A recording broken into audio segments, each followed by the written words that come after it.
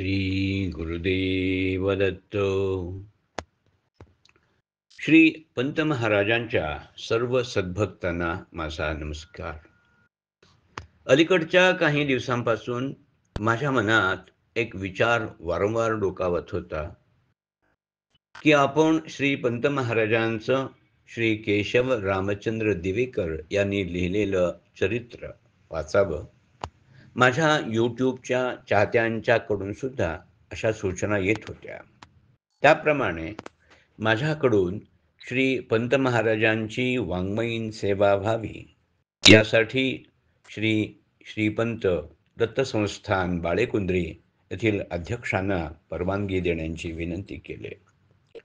सर्व पदाधिकाऱ्यांनी माझी विनंती मान्य करून मला श्री पंत महाराजांचं चरित्र माझ्या ज्ञानदीप या यूट्यूबवरून प्रसारित करण्यास अत्यंत आनंदानं परवानगी दिली. याबद्दल मी त्या सगळ्यांचा ऋणी आहे. माझे हे चरित्र वाचन दर गुरुवारी संध्याकाळी 6 वाजता माझ्या यूट्यूब चॅनलवर प्रसारित होईल.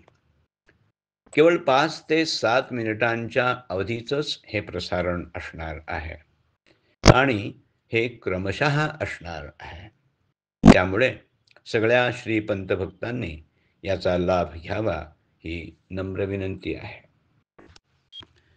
कृती जनार्दनो देवो त्रेतायां रघुनंदनः द्वापारे रामकृष्णौ च कलौ श्रीपाद श्रीवल्लभः. 15व्या शतकात श्रीपाद श्रीवल्लभ रूपाने श्री दत्तात्रेयांचा अवतार झाला आणि त्यांच्यानंतर थोड्याच वर्षांनी श्री नृसिंह सरस्वतींचा अवतार झाला. या दोघा अवतारी पुरुषांनी शुद्ध ज्ञानमार्गाचा प्रसार करून आपल्या अद्भुत सामर्थ्यानं सर्व हिंदुस्थानभर लोकानुग्रहाचं आणि धर्मजागृतीचं महत्कार्य केलं. तरी पण त्यांचे आणि विशेषतः श्री नृसिंह सरस्वतींचे अवतार कार्य मुख्यत्वे करून दक्षिण महाराष्ट्रात झाल्यामुळे त्यांच्या संबंधाची पूज्य भावना त्या भागात विशेष प्रमाणात आढळून येते आणि ज्या ज्या स्थानांच्या ठिकाणी त्यांचं वास्तव्य झालं आणि त्यांनी आपलं लोकानुग्रहाचं कार्य केलं त्या त्या स्थानांना पुण्यक्षेत्रांचं स्वरूप येऊन गेली 400-500 वर्ष हजारो लक्षावधी भाविकांना ती विश्रांती स्थानं झालेली आहेत. त्यापैकी कृष्णा नदीकाठी औदुंबर अथवा भिल्लवडी, कृष्णा पंचगंगा संगमावर नृसिंहवाडी अथवा नरसोबाची वाडी आणि निजामाच्या राज्यात भीमा तटाकी गाणगापूर हे मुख्य होत. गेली सुमारे 450 वर्ष या पुण्यक्षेत्रात लक्षावधी आर्तांचे आर्तिहरण झालेलं आहे.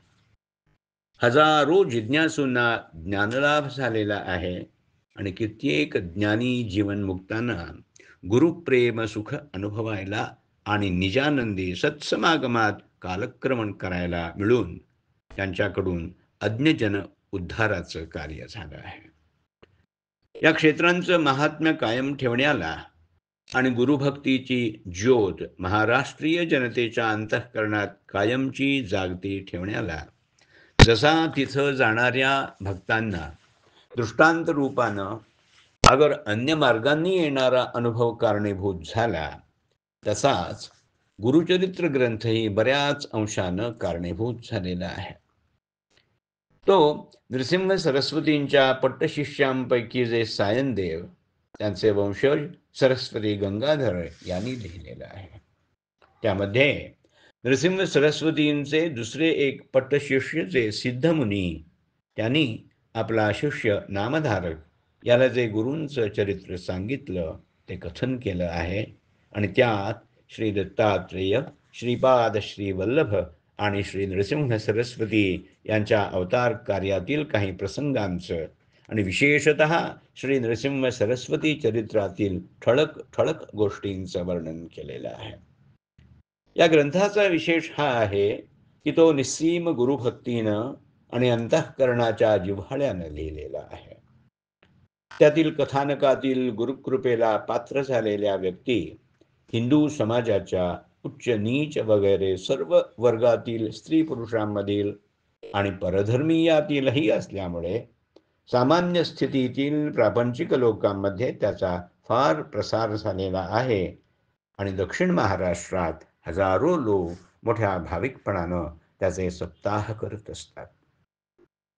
अजूनही जर अशी स्थिती पुष्कळ प्रमाणात आढळते, तर ज्यावेळी पाश्चात्य संस्कृतीचा महाराष्ट्रीय जनतेवर अंमल बसला नव्हता आणि धर्मश्रद्धा जागृत असून वेदविहित कर्माचरणाकडं जनतेची प्रवृत्ती होती, त्यावेळी म्हणजे सुमारे 200 वर्षांपूर्वी श्री नृसिंह सरस्वतींच्या अवतार कार्याची आणि गुरुचरित्र ग्रंथाची छाप महाराष्ट्रीय जनतेच्या मनावर फारच असले पाहिजे हे उघड दिसतं.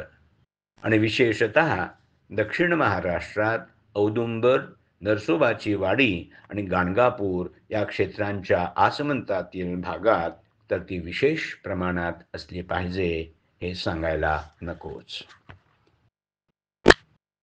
क्रमशः लेखक केशव रामचंद्र दिवेकर, वाचक डॉक्टर अमृत राघवेंद्र यार्दे.